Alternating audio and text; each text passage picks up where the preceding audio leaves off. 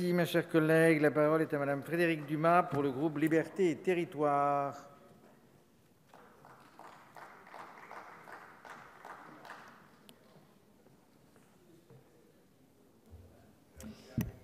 Monsieur le Président, Monsieur le Ministre, Monsieur le Président de la Commission, Mesdames les rapporteurs, Mesdames et Messieurs les députés, chers collègues. Tout au long des débats, le groupe Liberté et Territoires a abordé ce texte avec bienveillance, avec exigence et avec esprit de responsabilité. Nous avons suivi avec attention les débats à l'Assemblée nationale en première lecture, au Sénat, ou encore lors des travaux de la commission mixte paritaire qui s'est avérée conclusive. Un certain nombre d'interrogations soulevées lors des débats ont su trouver des réponses positives le 13 juin dernier.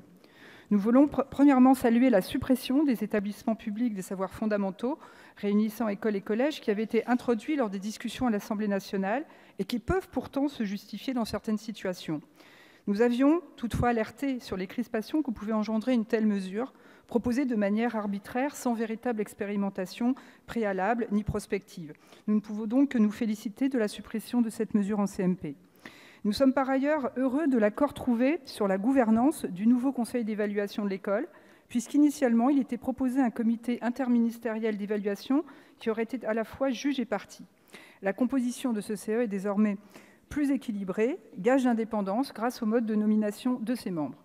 Monsieur le ministre, permettez-moi toutefois de relever que la suppression du CNESCO, sans nous avoir présenté une évaluation précise de son action, pose néanmoins un problème de méthode.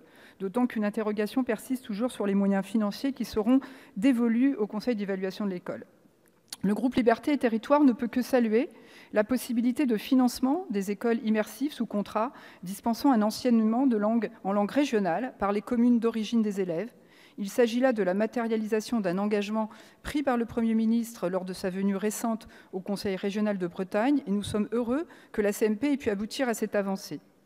Nous regrettons cependant que le texte soit en dessous de l'avancée actée en conférence territoriale d'action publique et le fait que le gouvernement refuse toujours d'aligner le statut des langues régionales sur le statut des langues anciennes.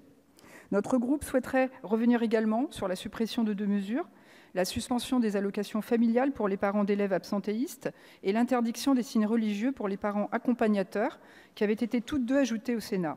Ces mesures ne pouvaient conduire qu'à aggraver les fractures de toute nature. Vous avez su écouter les demandes des associations et des citoyens. Nous voulons également nous attarder sur une disposition introduite par le gouvernement lors des discussions à l'Assemblée nationale, la création du chapitre relatif au renforcement de l'école inclusive, dont nous ne pouvons que nous féliciter. Ce chapitre intègre en fait des dispositions de la proposition de loi pour une école vraiment inclusive, présentée par notre collègue Christophe Bouillon. Toutefois, la proposition de loi de notre collègue a été largement remaniée par la majorité lors de son examen à l'Assemblée le 31 janvier dernier. En intégrant certaines des dispositions adoptées, votre texte comporte des avancées en faveur de l'inclusion des élèves en situation de handicap, mais il s'agit toutefois de mesures moins ambitieuses que celles initialement proposées par notre collègue. Enfin, nous souhaitons évoquer certaines insatisfactions qui demeurent au-delà de toutes les avancées.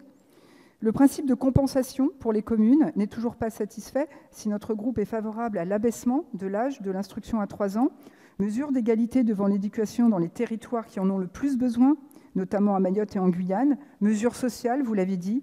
Il réitère son inquiétude au sujet de l'incidence financière de cette mesure sur l'ensemble du territoire.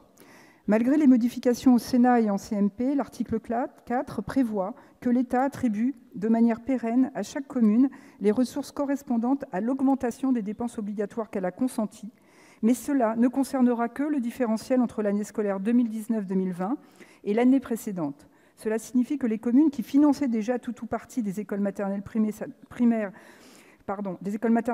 de cette année ne recevront pas de compensation pour cette charge. Cela entraînera donc une inégalité de fait entre les communes qui avaient fait le choix de financer ces écoles et les autres. Ce n'est pas très vertueux.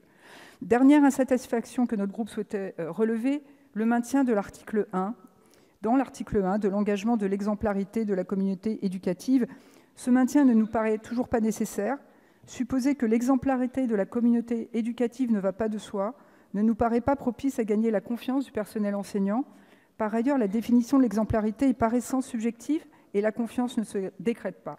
Pour toutes ces raisons, certaines et certains d'entre nous voteront contre le texte. Toutefois, le groupe Liberté et Territoires souhaite majoritairement ne pas s'y opposer en votant pour ou en s'abstenant.